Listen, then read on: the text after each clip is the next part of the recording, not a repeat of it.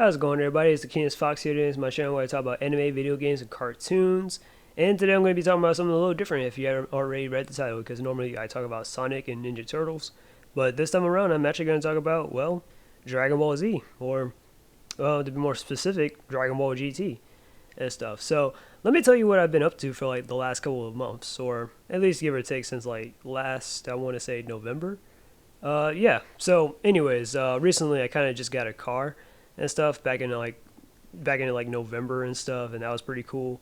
And I wanted to celebrate, so I ended up, or give myself a little something because I got a car now, and all that stuff, right?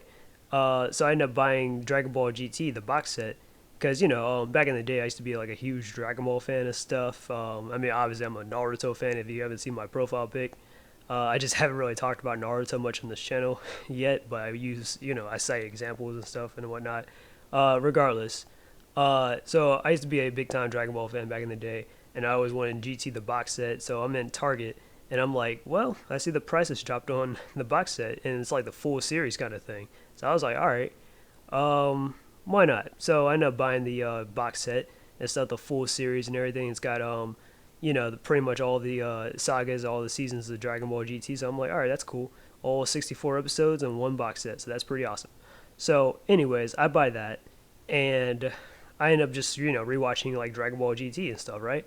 And I didn't like get finished until I want to say the beginning of January, so last month and stuff, right? So I was like, yeah, like this like really rekindled like some like nostalgic feelings and stuff that I had for like Dragon Ball, like in general, like why I used to like Dragon Ball Z back in the day when I was a kid, and it actually made me appreciate Dragon Ball GT a lot more than I gave it credit for from before and stuff. I mean, because I always thought like GT was a okay series, but then after like rewatching it, I was like, damn, Dragon Ball GT is good, like way better than I thought, like way better than I thought as a kid. Like I have so much more respect for it now, that kind of thing. It's like when you watch like a movie as a kid and stuff, and you probably don't understand the whole plot or the details, and then when you're older and your stuff, you're like, wow, it's like watching The Matrix and stuff. You're like seeing The Matrix and stuff, yeah, and then you see it when you're an adult and stuff. You start being like, damn, this slaps, that's how I felt like with GT. So anyways, so yeah, and then I decided to, well, because I'm planning on doing an animation. I'm not sure if I'm going to go through with this or not, but I was planning on doing an animation of Vegeta versus Captain Marvel, and I wanted to at least like cite some like sources and stuff, like do some scans and whatnot or whatever to make this a good fight. So I'm going to animate that and whatnot. It's not going to be probably colored, but it's just going to be like probably done in pencil or something, but it's going to be completely original and whatnot. So that's probably a first for me. Like it's going to be not something that I've like copied or anything like that or whatever. It's going to be something like original to me. But anyways, I was rereading Dragon Ball Super, or I was reading for the first time the Dragon Ball Super manga. Now keep in mind, I really hate the Dragon Ball Super, the anime. I'm pretty sure a bunch of people do. Hang on.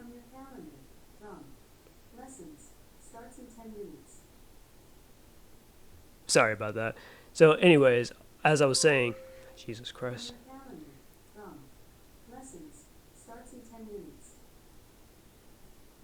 As I was saying, sorry about that. Anyways, as I was saying, so I used to watch Dragon Ball Super, the anime, like a couple years back and stuff, and I hated watching Dragon Ball Super. I pretty much hate watched that anime when it was out on subbed. I didn't even bother watching the dub because I already seen the sub. I don't even want to, like, I didn't feel like rewatching it again or whatever. I might have it thrown on in the background with the TV mute or something, but I really don't care about Super. I really hate Dragon Ball Super, the anime. It sucks.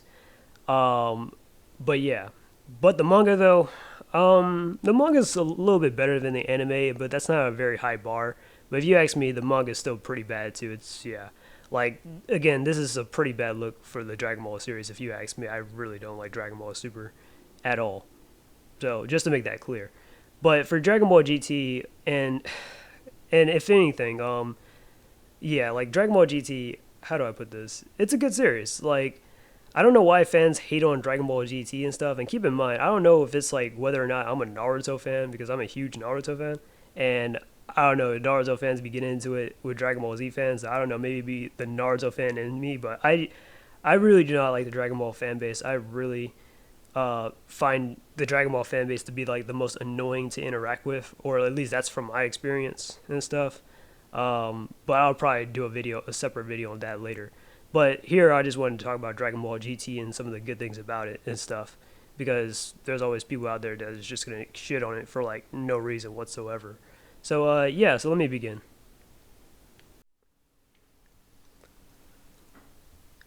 So for what it's worth, I actually think that Dragon Ball GT actually did tell a pretty good, consistent, coherent kind of story in the confines of like Dragon Ball and Dragon Ball Z and stuff. They didn't have to change anything about Dragon Ball and Dragon Ball Z. They just left things as is, unlike Dragon Ball Super, which had to retcon a bunch of stuff like Frieza's motivation to want to destroy Planet Vegeta being boiled down to, well, Beerus just asked him to do it instead of Frieza just killing the Saiyans because he really just hated Saiyans and he feared the whole Super Saiyan legend, but whatever.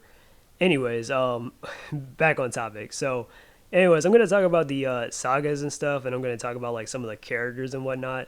But first, I'm gonna go in detail about the sagas a little bit, what I liked and all that other jazz and stuff, just to paint a good picture of how I think GT is actually a good, like how GT is actually a good addition and whatnot. Even if it is non-canon, who cares?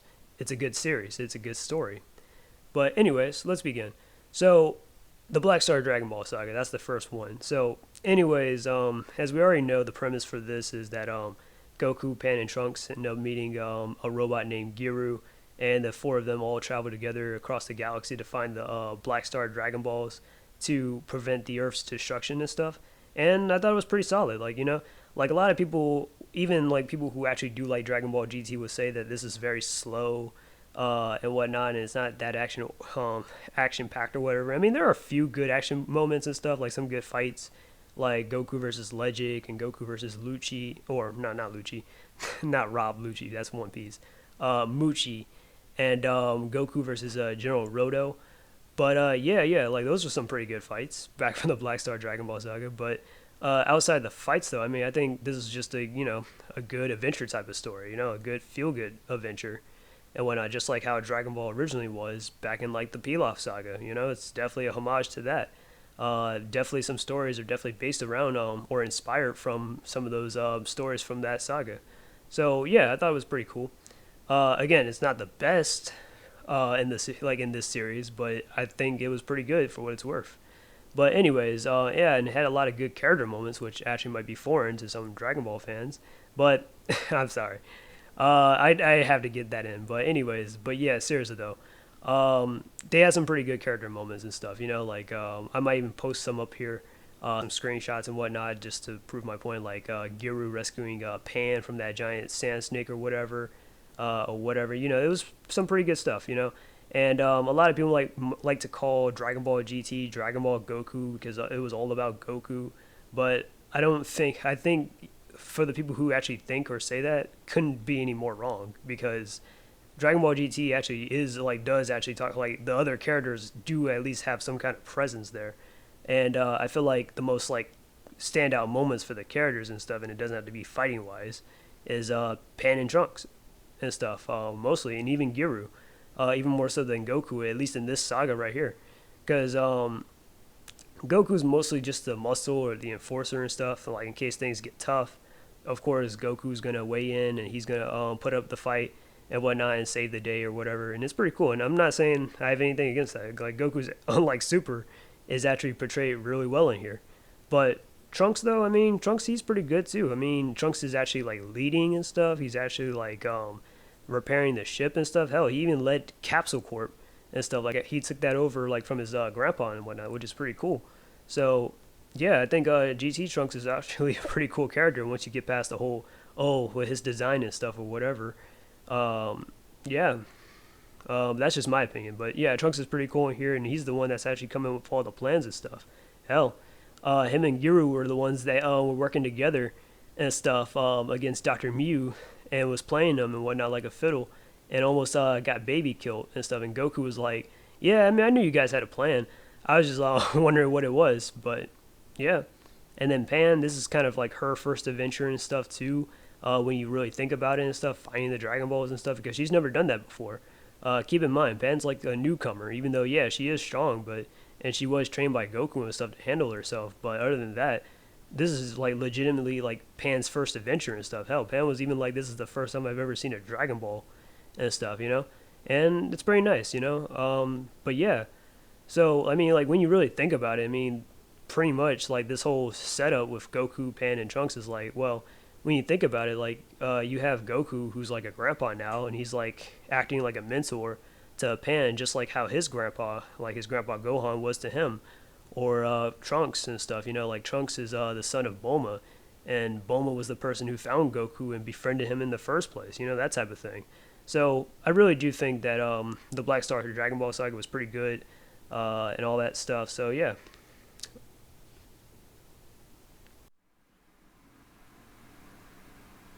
All right, so next up, I'm going to talk about the Baby Saga. Now, the Baby Saga is actually my favorite saga in Dragon Ball GT and pretty much almost even Dragon Ball. And Baby Vegeta is probably my favorite Dragon Ball villain and stuff. Yeah, including Dragon Ball Z. Yeah, he's my favorite villain and stuff. I'm going to like be honest with you. But yeah, so I mean, I like Dragon, like I like Baby and stuff. He's pretty cool.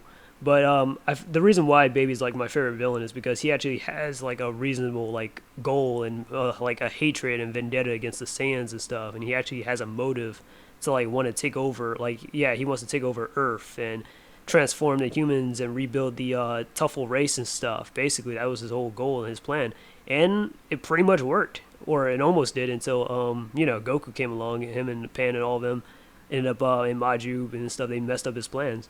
But yeah, I really liked this arc. It was pretty good. I felt like it was definitely like emotionally deep and stuff. Like you have people like, you know, because again, you know, you have Baby with his parasitic powers and stuff. He took over Gohan, Goten, Vegeta, Boma, Chi Chi, and all of them and stuff. You know, just so that not only he can physically just attack Goku, but also and just have like minions or subordinates, but also so he can personally attack Goku and Pan and all of them and stuff, using their own family members against them. That's pretty crazy, you know? Like you have Gohan and Videl saying all this wild shit to Pan, telling her, oh, don't, like they're like beating up on her and stuff, and Pan just can't fight back because like that's her parents and stuff, you know? And she obviously can't take her dad, but it's not even just that. It's like, damn. And her parents, like deep down, like they still want Pan to live, and they're like, you know, they'll be like, oh, don't worry, sweetie, we'll ask Lord Baby if he can revive you as a Tuffle just like us and whatnot. We can just be one big happy family again. I'm like, yo, that is wild as fuck. But that's crazy. Well, it is wild as fuck and crazy, but yeah, I really felt like this is a pretty cool saga and stuff. And not to mention, this is where we got Super Saiyan 4 Goku and stuff, which everybody be like, oh, Super Saiyan 4 Goku's a furry and stuff. I'm like, well, so what? Super Saiyan 4, and I don't know what people complain about talking about the furry part. I'm like, because Saiyans have always been kind of like monkey-like anyways. They have monkey tails. I mean, come on now. And they transform into great apes. Like, come on, people. But anyways, whatever. People are just ignorant, I guess. So they just like to just, I don't know, reach or lowball. It's whatever. But anyway, Super Saiyan 4 was a pretty cool design. And honestly, probably one of the best forms in Dragon Ball Z. I actually like it.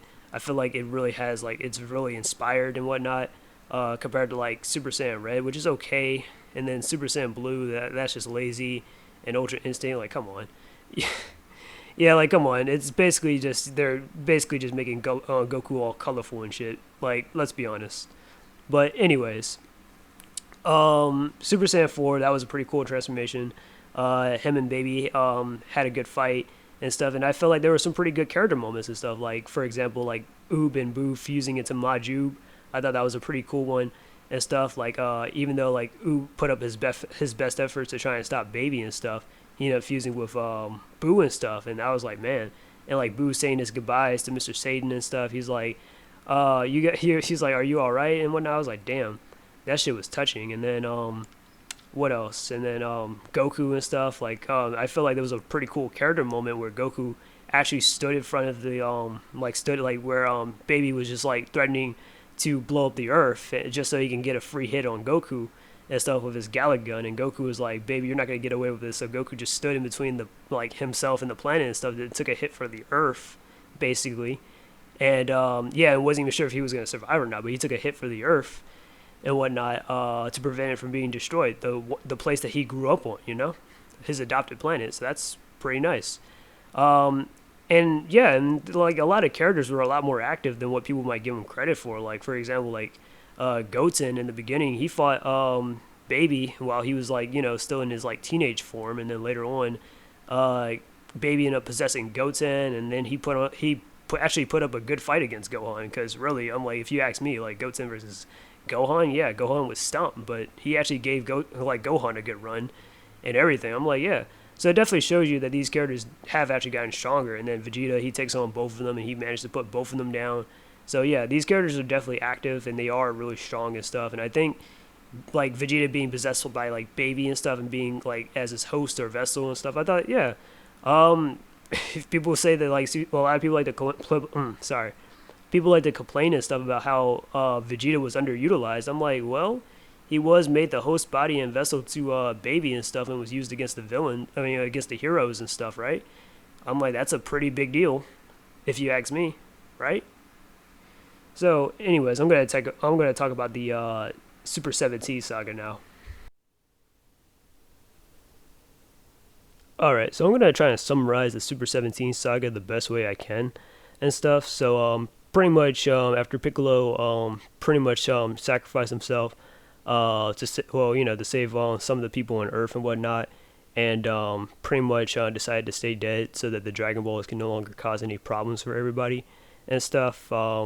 Pretty much it's kind of peaceful for a while, and then we enter the Super 17 saga where pretty much like Dr. Gero and Dr. Mew end up meeting. So you get the meeting of the minds, or the Deadly Alliance and stuff if you play Mortal Kombat. And they pretty much form an alliance and stuff. Dr. Mew and Dr. Gero, two of the most greatest scientists in the series. I mean, they should probably throw Dr. Wheelo up in there. But yeah, so you have these two cyborg sciences and stuff, doctors. And they basically end up constructing a new Android 17 and stuff, and end up brainwashing the old one into opening up a barrier through hell so that they can pretty much release Dr. Gero and Dr. Mew along with a bunch of others of the former villains and stuff that that was killed off during the series and stuff. So you get like Cooler, Android 19, etc. So you get some of those villains back. So that's pretty cool. Definitely made a lot of cameos and stuff like that. It wasn't like anything too big, but yeah, but it was nice though. I like that. But anyways, and then they managed to trap Goku in hell too. But yeah, so that kind of yeah sucked for him. But anyways, so yeah, so mostly throughout this arc, it's mostly like the Z Fighters going around killing some of the old villains and stuff that they had faced, kind of like Fusion Reborn and stuff. And I actually liked how some of the characters were like fighting certain villains and stuff to kind of show you what level, what tier they're at. Like for example, Pan was fighting and killing off like some of the Dragon Ball villains, like General Blue or Officer Black or whatever. She was fighting them. And then you have like Goten and Trunks fighting guys like Android 19 and etc. And then you have Gohan who's fighting like General Roto, which is a pretty good fight. And then Oop takes him out in one hit, so that was pretty cool. But yeah, so you have those characters and stuff. And then let's see, then later on, yeah, Vegeta killing off Nappa and stuff. Nice, yeah, seeing your old partner and stuff again. Hilarious. He goes out the same way. But anyways, regardless, so that's the Super 17. And then eventually, Android 17 and the Hell Fighter Android 17 ended up fusing and became Super 17 and stuff. And then they're pretty much too tough for the competition. And Goku, meanwhile, in Hell, Piccolo tries to help Goku escape along with Dende and stuff. And I don't know if people have ever noticed this, or is it just me? I don't know if the writers are even trying to be intentional here, but I feel like that's kind of a play on to because let me explain. So like you have Dende, right, who's the god of Earth. Then you have Piccolo, who formerly used to be known as the Demon King, who's also in Hell, right? And Dende is on the Kami lookout, kind of like heaven. So you kind of have like you have God and you have the devil working together to help Goku escape from Hell. So I don't know if that was ever like a big symbolism or something, but just think about that.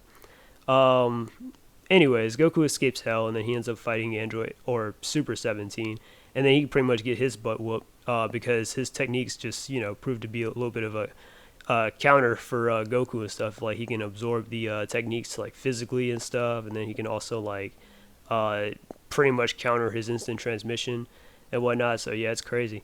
But anyways, so he proved difficult there to handle. So anyways, and then hell, Goku actually tried to suicide bomb himself, straight up kamikaze attack himself to take out Super 17, but kind of failed because 17 kind of threw a barrier around him and Goku to prevent the explosion from taking him out. So that happened. Anyways, but we already know how this ends. Pretty much, 17. He's like I said, he was brainwashed, so he was a little hesitant and stuff, but he managed to resist Dr. Mew's control, and he killed Dr. Gero, and then later killed Dr. Mew, and then he allowed himself to get killed by Android 18 and the Goku and stuff with their combined efforts. So that was pretty nice and whatnot. But yeah, so again, the Super 17 very short lived, but a good story nonetheless. I feel like again set up for the the Shadow Dragon Saga, like I said. And I just felt like they just needed one more one more big event to kind of happen, like with a big death toll and stuff, so that the heroes can use the Dragon Balls, so you can get the outcome of the Shadow Dragons and stuff. So yeah, it was pretty nice. Um, and I don't think a lot of people may not realize this, because I didn't realize this until after I finished up my box set of Dragon Ball GT. But I just noticed that Heroes Legacy, the movie that's supposed to take place 100 years after Dragon Ball GT and stuff, Heroes Legacy actually came out in between the Baby Saga and the Super 17 Saga, right? And I was like, wait, it did? So like, yeah, because I was just like, why are they showing the beginning? I mean, not to say, well, like, why in the beginning are they showing Goku fillet baby to the sun and stuff? Like, I don't. Like, I mean, not to say it wasn't cool, because it was, but I was like, yeah, but then I realized, oh, the release dates. So this movie came out after the Baby Saga, but came out before the Super 17 Saga. So I don't know, a lot of people may not know that. And I think they've always been kind of setting up, or they've always been like kind of teasing the idea of like Goku laying down his life to like save the Earth or whatever, which he did.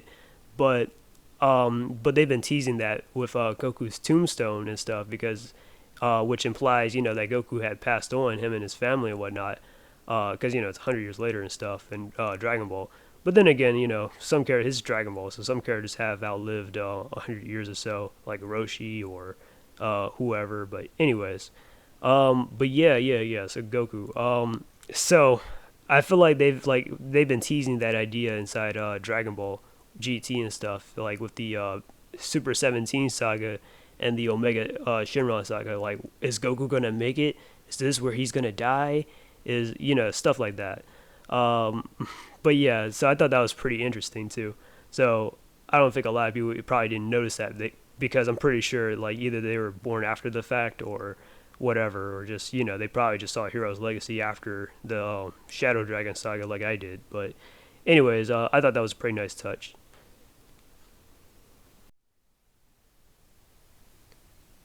All right. So usually when it comes to Dragon Ball, I feel like there's not like really a lot of consequences, or there's nothing like there's no stakes and stuff, or there is, but it's just like there's just hardly any, because usually their problems are resolved with the Dragon Balls and stuff, which is why I think that makes the Shadow Dragon Saga so unique, is because they actually do have all of those things and stuff, where it can't just be easily resolved with the Dragon Balls and stuff. Unlike with the Tournament of Power, where the Tournament of Power is mostly just obviously a tournament to facilitate fights and stuff, but pretty much it was predictable. I mean, come on. Like, we already knew that the characters that were just gonna get killed off and stuff, like the universes that were destroyed or whatever. Yeah, we just knew that they were gonna just come back to life with the Dragon Balls anyways, or the Super Dragon Balls. So, I mean, it was predictable right there. It's like not a trained secret. So, but anyways, but at least with what's his face, with GT and stuff, at least with the Shadow Dragon Saga, there actually felt like stakes and stuff. Like, there was like, oh man, this is really bad. How are they gonna make it out of the situation if you haven't already seen it before? That kind of thing. So like, where do I even begin? So let's see. The Shadow Dragon Saga. So I'm gonna just summarize it real quick, and then I'm gonna just talk about why I think the Shadow Dragon Saga is so good. So first off, so as we already, we pick up where we left off, where the characters try to use the Dragon Balls to revive the people that were killed by the former villains and stuff that were recently just brought back to life after escaping hell and stuff. Kind of like just normal Dragon Ball stuff. And then they get a whole nother kind of outcome where basically the Shadow Dragons appear, and there's this whole thing with the Dragon Balls where basically the Dragon Balls have been overused, and that usually they're supposed to be used every 100 years or so that they can release negative, like so that the negative energies can like be extinguished or whatever and whatnot.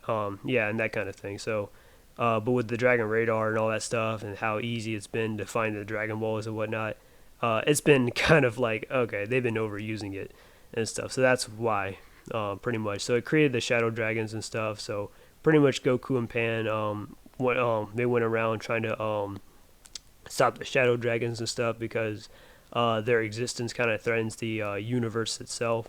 So in order to save the universe, they gotta stop these Shadow Dragons and stuff, of course.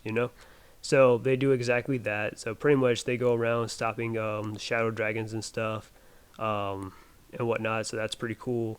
Eventually, as we know, we get to Sin Shinron, and then he ends up merging with all the other Dragon Balls and stuff and becomes Omega Shinron.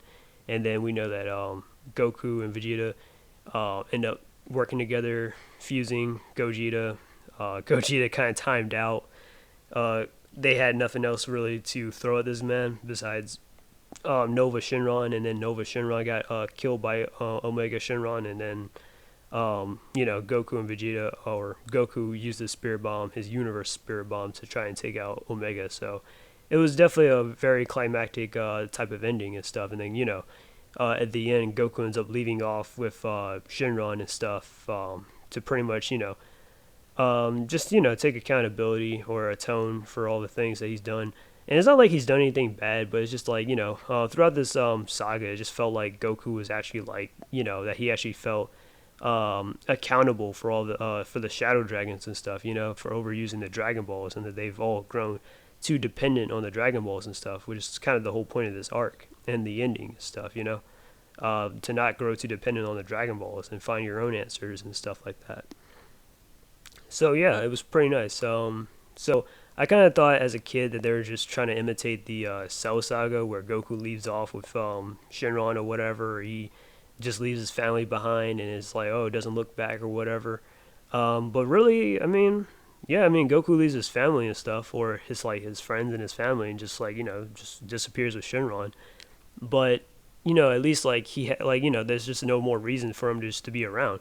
Kind of similar to the Cell Saga, but in the Shadow Dragon Saga, yeah, there's really no reason for him to stick around anymore. Like, his children are already grown; they're strong enough to look after his wife, after Chi-Chi. Vegeta's already moved past their rivalry and stuff, and whatnot, and he's just, it's like, just has nothing but respect for Goku. And, Goku already has a successor inside Oob and stuff, for his, lessons and his teachings and stuff to, be passed along. So, yeah, so Goku has no more reason to really stick around, on Earth and stuff anymore. But the only, person that's probably affected by it the most is probably Pan and stuff, since she's, I wouldn't say she spent a little time with him, but she mostly just has his, his, martial arts gi and his, and just the memories that she spent with him, like the adventures, they've been through inside GT and some of their earlier stuff, when she was a child and they used to, hang out and stuff.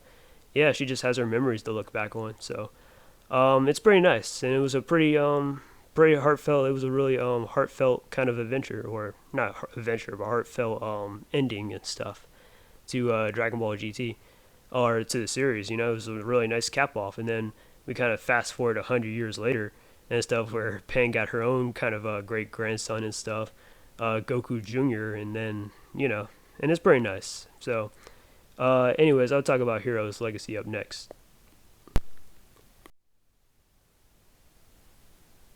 Alright, so I'm going to talk about Hero's Legacy for a bit. Yeah, so we already know Hero's Legacy is the Dragon Ball GT movie and stuff.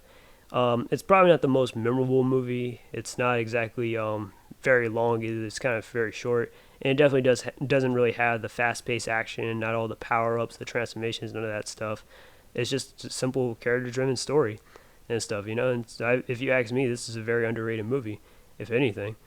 But what can I say about Hero's Legacy? So, anyways, Hero's Legacy is about Goku Jr. As we know, Goku Jr. is Goku and Pan's descendant and stuff. He is Pan's great grandson. In the dub version, I think they said that he's just their grandson, but I'm pretty sure, yeah, he's her great great grandson or something like that. Basically, which will probably make a lot more sense because, yeah. But anyways, regardless, so anyways, Pan, she's the only living relative to Goku Jr. and stuff, and she's always been just looking after him and stuff. The only legal guardian. And then pretty much Goku Jr., as we already know, he's very kind of cowardly or stuff, or he's very shy and timid and stuff. I don't want to like say cowardly because I just yeah. But anyways, he's very shy and timid and stuff. A lot similar to Gohan, and Pan ends up like catching a heart attack and stuff one day, and she could possibly she may not like possibly be able to make it, and Goku's like, oh my god. Because he's not like ready for this. He's not ready for his for his great grandma to pass away, especially since she's like the only living relative that he has, the only person he has. So I'm like, man, that sucks to be in that situation. To be not only just an only child, but also like your only relative is gonna like probably pass away and whatnot, and you're not gonna have nobody to depend on or nothing, especially like if you're like 12 or something. So basically, Goku Jr. hears about the stories about the Dragon Balls and stuff, where to him, the Dragon Ball, he didn't know all 7 is required to make the wish. But anyways, he travels to Goku's old place. I think it was like Mount Paz, I believe. And he ends up traveling there to just find the Dragon Ball and whatnot. And we kind of already know the ordeal that he goes through. He fights a bunch of like monsters and stuff like that. Or gets involved with them along with his friend Pluck and stuff, who's kind of also a school bully and whatnot. But yeah, but if you ask me, this movie was pretty good. It's a very underrated, and it's a lost gem, if anything. Yeah, I mean, that's all I gotta say. Pretty much, I feel like the show really does capture the whole core of Dragon Ball. Like, yeah, sure, it may not exactly be the most like, oh, the fighting and the yeah. But what I have to say, the core of Dragon Ball and stuff, outside the martial arts and stuff, or what it's kind of just become is just all about spectacle, is that it was once about like inner strength and stuff, and optimism, and adventure and stuff, that type of thing, which I feel like is kind of just lost now. But anyways, but I feel like Hero's Legacy is definitely a reminder of that. I feel like Goku Jr. definitely inherited the whole will and stuff from like Goku himself, kind of like a JoJo thing. The passing of the torch of sorts. So yeah. So anyways, those are my thoughts on Hero's Legacy. Now I'm going to talk about like some of the characters and how they're portrayed inside GT compared to like some of their super counterparts, and then I'm probably going to finish the video from there. Alright. So I created a list of the characters that I wanted to talk about and stuff before I end this video and stuff. So I'll probably be either line reading or doing some add-ons and stuff. And I kind of left out a few characters like Android 18 or Mr. Satan and stuff because there's not really much to talk about them and whatnot. They haven't really changed much from like Dragon Ball Z and stuff. I mean, the only things I had to say about Mr. Satan that's different is that he's just much more braver as a character, and he's actually kind of a cool grandpa. But other than that, I mean, not much I can really say that's any different. you know? But anyways, starting with GT characters, we have Goku. And I'm going to compare them to their Dragon Ball Super counterparts, too, just to make this clear. So yeah, Dragon Ball Super. So they really doubled down on Goku's naivety to the point where they just made him even dumber than he actually was when he was a kid. And honestly, I don't even think Goku was even dumb as a kid. I just thought that he was just naive and stuff because he grew up in the mountains and stuff, so he didn't have too much, like, he couldn't, like, he didn't, like, he had a limited amount of, like, interactions with the outside world, like, with Boma and the city life and all that stuff until, he met her. Then after that, yeah. But in Dragon Ball Super, Goku's, like, in his early 40s, and this man doesn't know how to count to 1,000 properly, or he doesn't know what childbirth looks like or what. It's so dumb. Yeah, I'm like, this isn't really funny. It's kind of really just bad for Goku's character. It's terrible. Shitty writing, even. I don't care if it's written by Kiriyama. Again, Kiriyama's a legendary manga artist and stuff, but Dragon Ball Super, it's just, that's not where it's at, man. Anyways, And then on top of the fact that like Goku will like he's so self-centered inside Dragon Ball Super to the point where he would like literally risk the entire jeopardy of the universe, just so he wants to like fight strong opponents and stuff, or giving Moro a sensu bean. It was so dumb. Stuff like that. Whereas like yeah, GT Goku, he's a strong guy and he's just like he's not exactly the smartest guy around. He's pretty simple. Like he likes to eat, train, and fight and stuff. I mean, he likes fighting as much as the next guy, but again, not at the expense of like others. Like yeah, because he's not heartless like that. He wouldn't just well I'm gonna pull a Heishi. He's not like it's like Dragon Ball Super is like a good version of Heihachi Mishima from Tekken or something. It's really dumb. But GT Goku, yeah, he likes fighting as much as the next guy, like friendly sparring matches and stuff against guys like Legic or something. But when it comes to like I don't know, like Ice Shinron or Baby Vegeta, nah, Goku's fighting seriously because those are kind of guys who would involve his family or pull out the dirty stumps to try to win. And Goku does not obviously appreciate that. And he's going to be fighting to put them like 6 feet under just for that alone. So, yeah, no, I'm going to let you live so I can fight you another time. Nah, he's trying to kill him. Nah, he's trying to kill him. He's not forgiving them for nothing. So, yeah, that's pretty cool. So, I mean, so as a character, I kind of felt like his training and all of his, like, hardships actually did feel like it amounted to something throughout, like, from Dragon Ball to Dragon Ball Z all the way up to GT. It kind of felt like, yeah, Goku was getting somewhere and stuff, like him being on top. I mean, I know he's not exactly, like, stronger than, like, let's say Omega Shenron or whoever, but, or, like, Gogeta or, but whatever. But my point being is, like, Goku, he's, like, all that stuff that he's been through, it feels like, it really feels like, yeah, he's definitely made it past like level 1, where I just don't feel like that's the case with Dragon Ball Super Goku, And also I love the concern and the that he has for like his planet and for like other people and stuff, to the point where like I remember like Baby Vegeta was threatening to blow up the planet and stuff, like blowing up Earth like right in front of Goku, if just so that he can get a little bit of a free hit in on him. And Goku was aware of this, so he decided to just take the hit head on and whatnot. And I thought that was pretty cool. I thought, yeah, like he was like, nah, baby, I can't allow you to do that and stuff. You're gonna kill all those people and you're gonna destroy Earth. So yeah, and like again, Earth's like the adopted place that he grew up on and whatnot. Like it's like the place that really shaped him, and all of its people had really shaped him into who he is today. So that's what I gotta say about Goku in terms of like Dragon Ball GT and whatnot. Next up, we got Vegeta.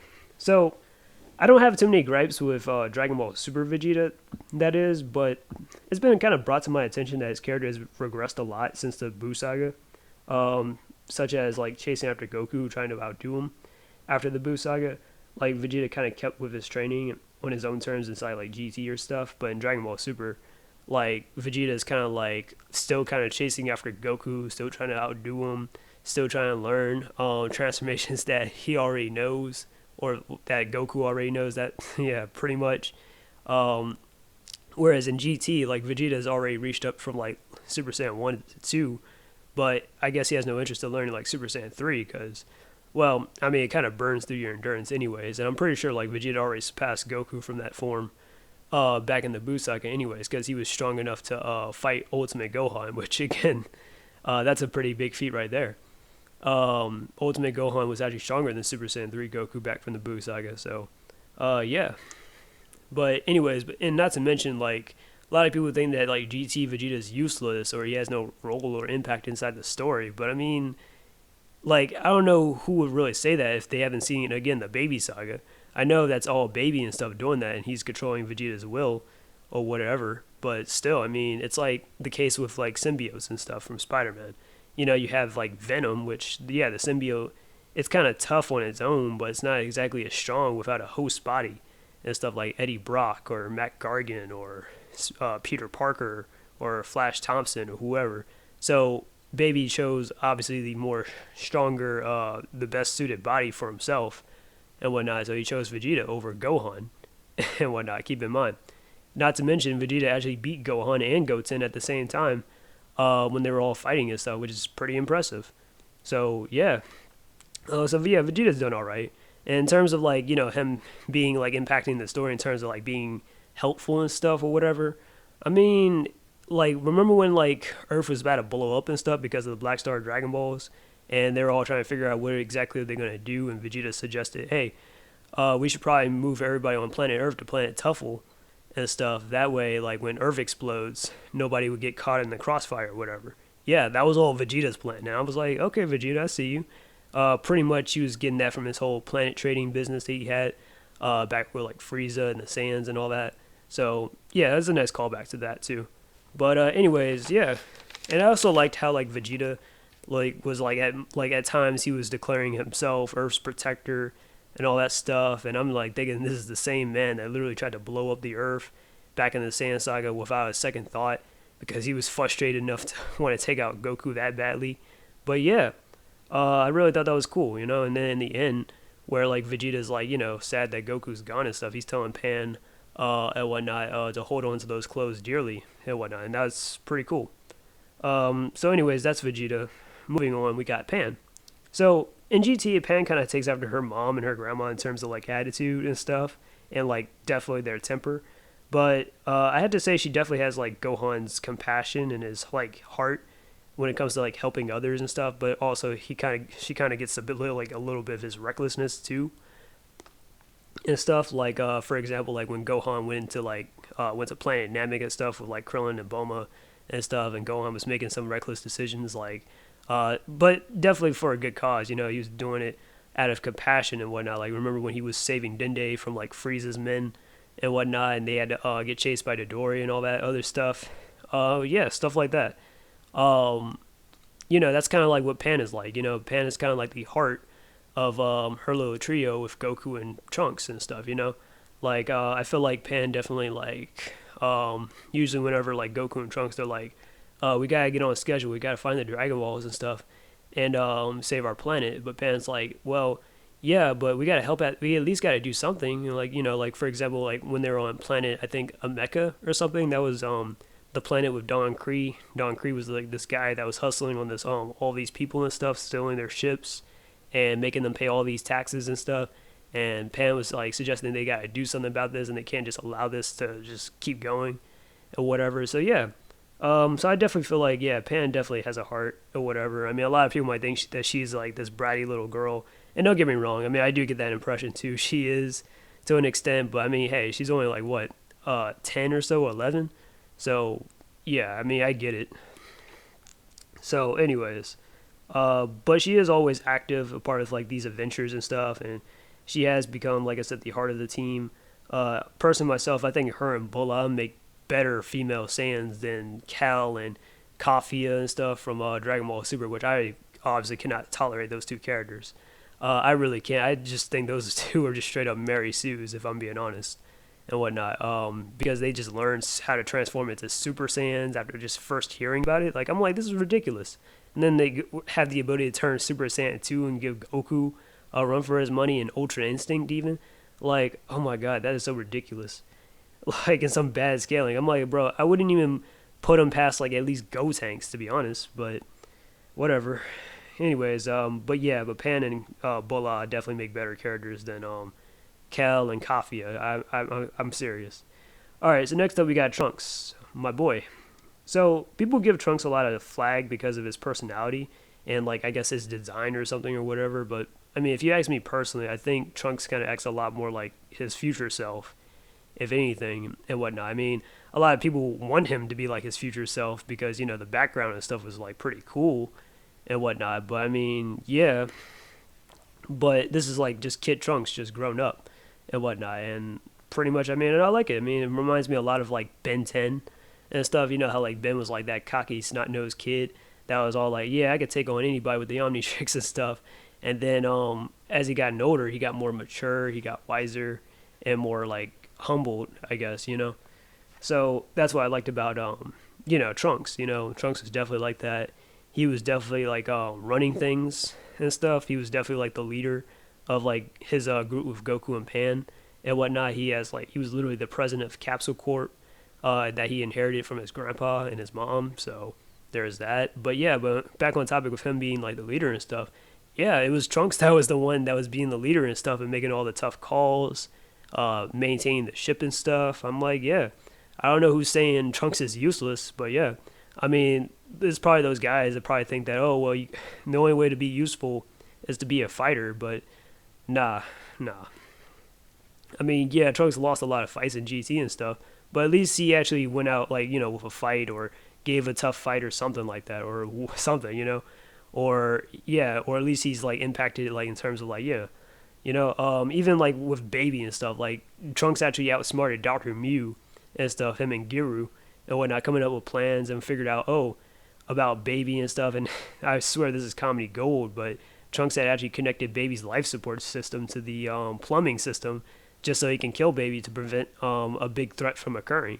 So I was like, yo, not only is that funny, but I'm like, damn, smart. That's not only just smart either. Like Trunks out here playing 4D chess with Dr. Mew and whatnot, outsmarting everybody. So I was like, yeah, that's pretty cool. So, anyways, that's all I gotta say about Trunks. All right, next up we got Goten. In Super, they kind of gave him and Trunks just like roles where they're either just babysitting or just unfunny filler and stuff, and it just kind of felt like they were just underutilized in Dragon Ball Super. That is, in Dragon Ball Z, I mean they were all right and stuff. They definitely had a lot of promise and potential, but I think Goten's written a lot better inside Dragon Ball GT than anything else, even including Dragon Ball Z. Because in Dragon Ball Z, he was mostly just a kid, so to speak, and kind of played second fiddle to Trunks, if you ask me.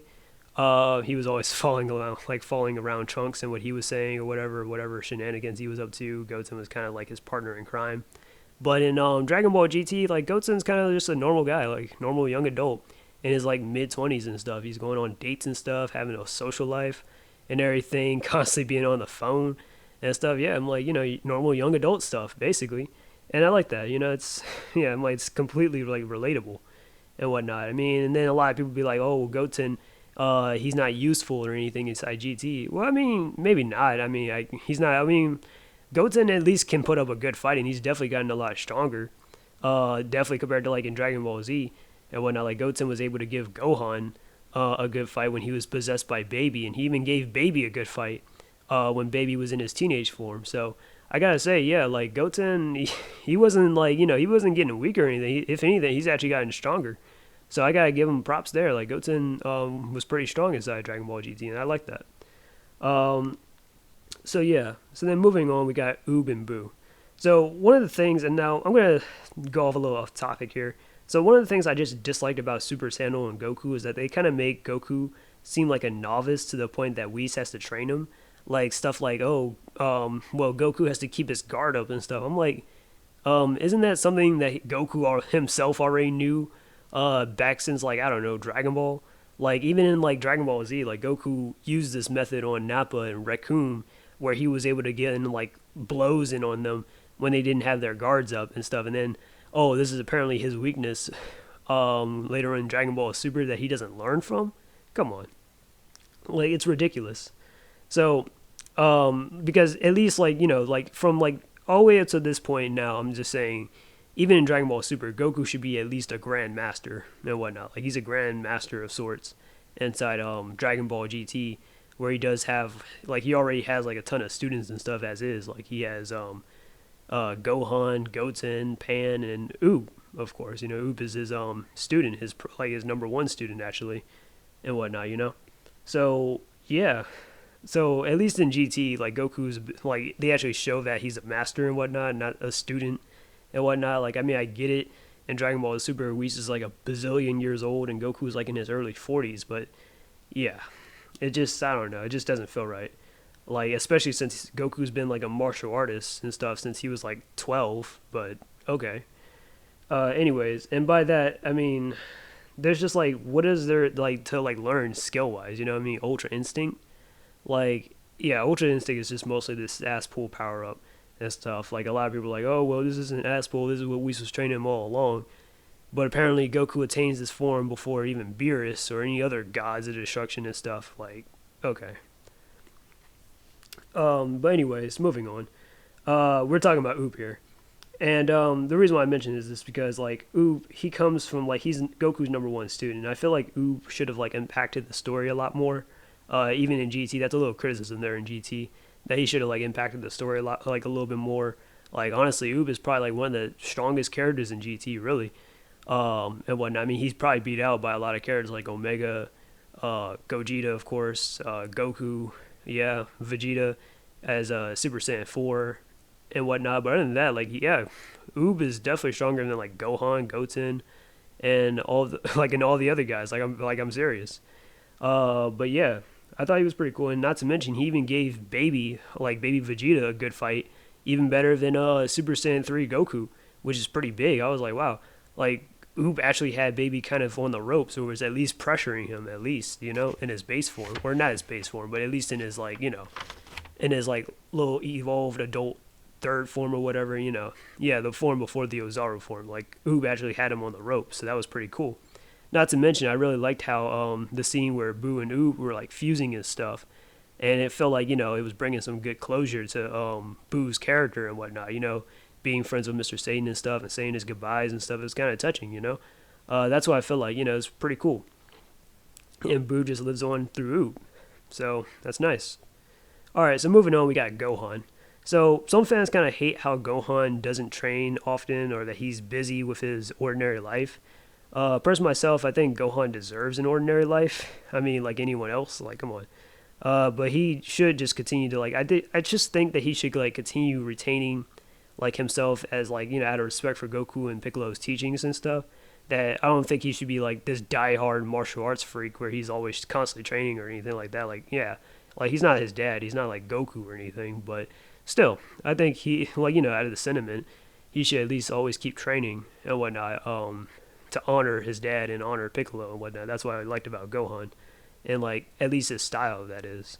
And GT, he doesn't really seem lacking in regards of power like Super, and he does seem as sharp as ever. Really, like Gohan actually noticed that like Goten was possessed by Baby before anyone else, because he was like, yeah, Goten's acting completely out of character. Not to mention he's a little bit more stronger than he was before. Like, yeah, Gohan was on point. I mean, he got possessed by Baby later and stuff, but still, that's some pretty sharp thinking right there, and whatnot. So one of my favorite moments of this version is when he's like talking down to like Sin Shinron and stuff, and that he's like confident that they'll prevail against him and whatnot, and they're stuck in like a similar. Like Gohan was always like referencing like how they've always been stuck in similar situations like this, and that they're gonna come out on top and everything. And he was telling it to Sin Shinron. And whatnot. I really liked that. Like, it was pretty cool and whatnot. And they all had Goku's back and stuff after Goku was getting his shit pushed in by Sin Shinron and whatnot. It was pretty awesome. So, yeah, that was probably my favorite moment of Gohan from Dragon Ball GT.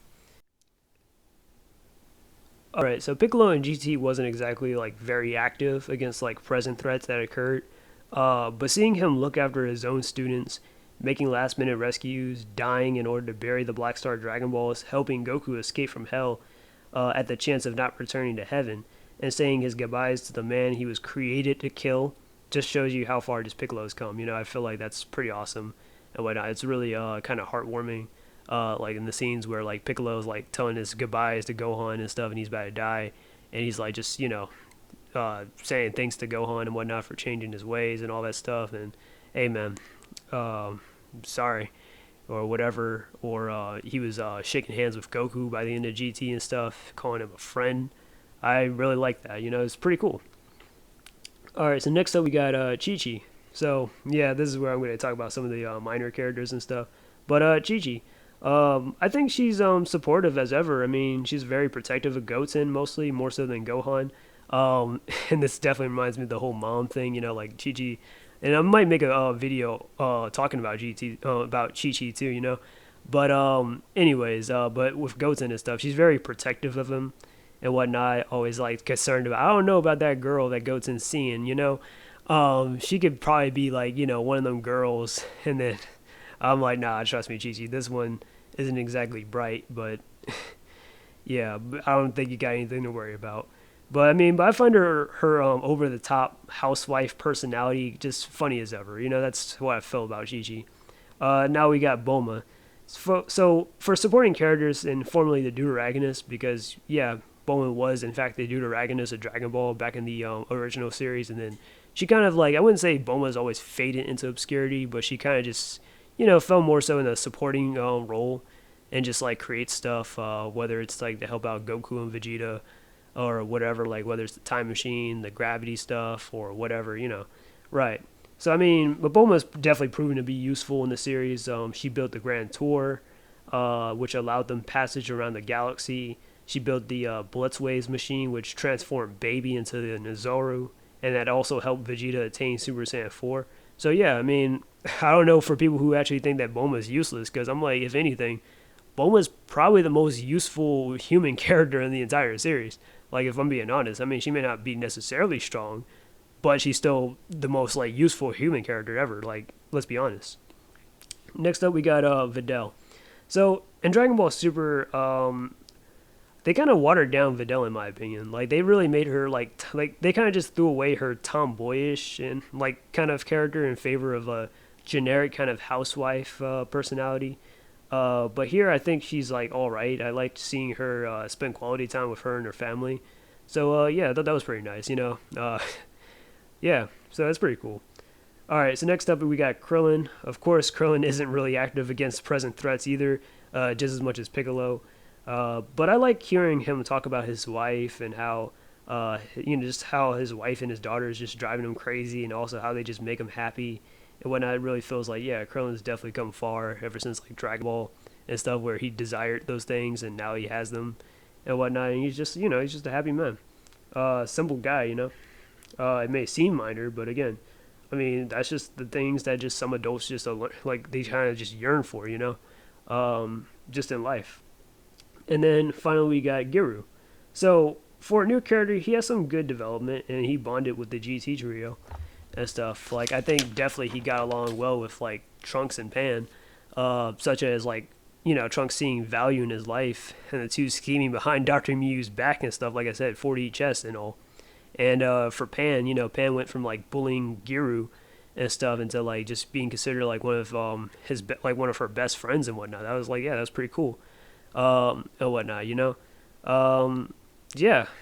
So that's all I had to say on the characters of Dragon Ball GT. Now I'm going to give my overall thoughts.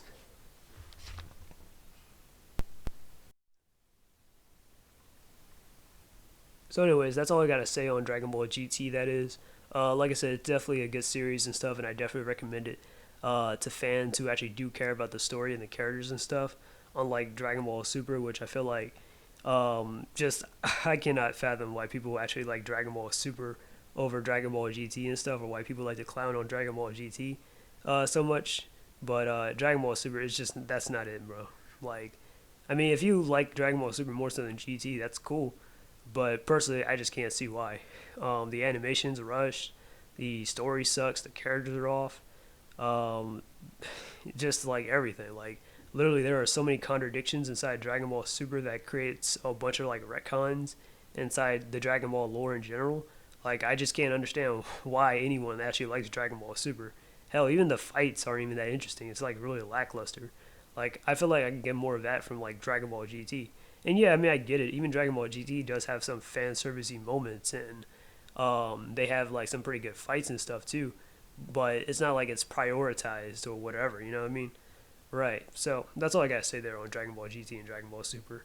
And what do I think is the better series and whatnot, and all that other stuff. And I know plenty of people are starting to make plenty of videos coming out about Dragon Ball GT now, or Dragon Ball Super and whatnot, and so on and so forth. But yeah, I just feel like people just don't give GT enough credit where it's due. I actually remember watching not too long ago, some YouTuber was talking about how, oh, well, all they do inside Dragon Ball GT is go into outer space to look for wish orbs. And I'm like, did you forget that this is Dragon Ball? I mean, that's literally how the series started. They go on an adventure to look for wish orbs. It's just that they're kind of expanding the whole scope here, where it's not going to be easy to find the Dragon Balls if they're, rushing around the entire planet. But, they're rushing around the galaxy and meeting new obstacles and stuff along the way. So that's kind of the whole purpose of Dragon Ball GT. Regardless, I hope you guys like, share, and subscribe. This is the Keenest Fox, and I'm out. Peace.